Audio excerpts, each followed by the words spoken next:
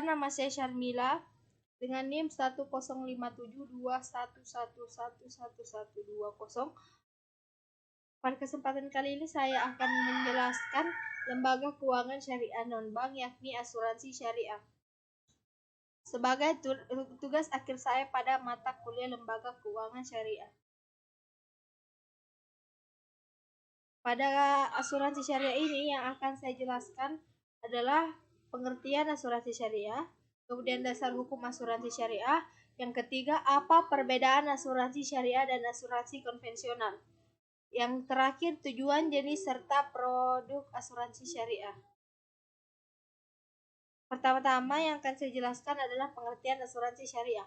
Asuransi syariah adalah sebuah sistem asuransi yang mana peserta saling menanggung resiko dengan menghibahkan sebagian atau seluruh kontribusi melalui dana tabarruk. Hal ini sering diistilahkan dengan share of risk. Dana tersebut akan digunakan untuk membayar klaim jika suatu saat peserta mengalami musibah. Dalam penerapannya, perusahaan bertindak sebagai pemegang amanah dalam mengelola dan menginvestasikan dana dari kontribusi peserta.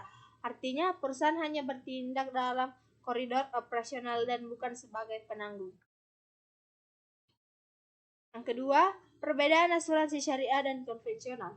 Pada asuransi konvensional, kesepakatan antara kedua pihak adalah menyediakan jaminan akan sesuatu yang dijanjikan. Namun pada asuransi berbasis syariah, terdapat sistem yang menjunjung tinggi asas tolong-menolong berdasarkan dana tabarruk yang didapatkan dari peserta asuransi, bukan dari perusahaan asuransi. Dana tabarruk akan digunakan sebagai santunan kepada peserta yang mengalami musibah, sakit, atau meninggal dunia. Dalam prinsip asuransi, syariah juga tidak mengenal istilah dana hangus, seperti yang terdapat pada asuransi konvensional. Selain itu, perbedaan lainnya adalah perusahaan asuransi jenis ini tidak diperkenankan menginvestasikan uang pada bisnis yang bertentangan dengan prinsip syar'i dalam agama Islam. Hukum asuransi syariah. Terdapat beberapa hukum asuransi syariah yang ada dalam Al-Quran dan juga hadis. Dalam Al-Quran, terdapat pada surah Al-Maidah ayat 2, yang artinya, dan tolong-menolonglah kamu dalam mengerjakan kebajikan dan takwa, dan jangan tolong-menolong dalam berbuat dosa dan pelanggaran.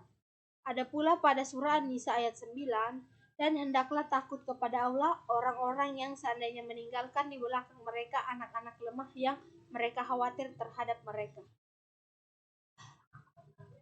Ada pula pada hadis riwayat Muslim dari Abu Hurairah, barang siapa melepaskan diri dari seorang muslim suatu kesulitan di dunia, Allah akan melepaskan kesulitan darinya pada hari kiamat.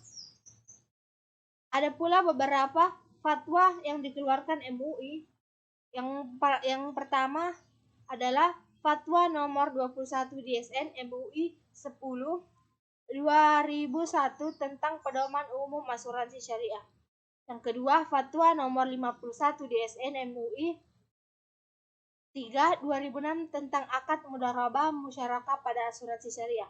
Yang ketiga, fatwa nomor 52 DSN MUI 3 2006 tentang akad wakalah bil ujrah pada asuransi syariah dan reasuransi syariah. Yang terakhir, fatwa yang berlaku adalah fatwa nomor 53 DSN MUI 3 2006 tentang akad tabarruk pada asuransi syariah. Ada pula tujuan asuransi syariah.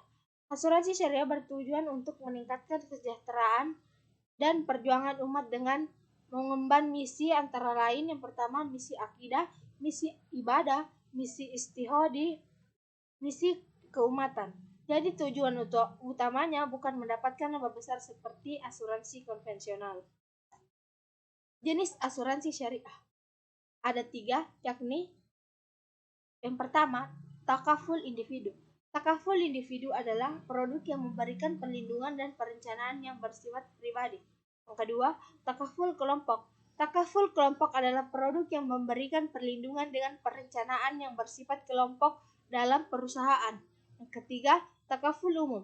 Takaful umum adalah asuransi berbasis syariah yang memberikan perlindungan dan perencanaan yang bersifat umum. Ada pula produk-produk asuransi syariah. Produk-produk yang terdapat pada asuransi syariah ada 4. Yang pertama, akad tabarruk. Akad yang dimaksud adalah setiap peserta akan memberikan hibah berupa premi melalui dana tabarruk yang akan digunakan untuk menolong peserta lain yang terkena musibah. Dalam hal ini, perusahaan asuransi berbasis syariah berfungsi sebagai pengelola dana hibah tersebut. Yang kedua, akad tijarah. Akad yang dimaksud adalah akad antara peserta dengan perusahaan dengan tujuan komersial. Yang ketiga, akad wakalah bil ujrah. Akad yang dimaksud adalah peserta menyerahkan pengelolaan uang kepada perusahaan asuransi untuk mengelola dana investasi yang nantinya perusahaan akan mendapatkan imbalan berupa upah. Yang terakhir, akad mudarabah. Akad yang dimaksud adalah memberikan kuasa kepada perusahaan sebagai mudarib untuk mengelola investasi dengan imbalan berupa hasil nisbah sesuai dengan kesepakatan. Sekian, terima kasih. Itulah yang dapat saya sampaikan pada kesempatan kali ini. Mohon dimaklumi keterlambatan.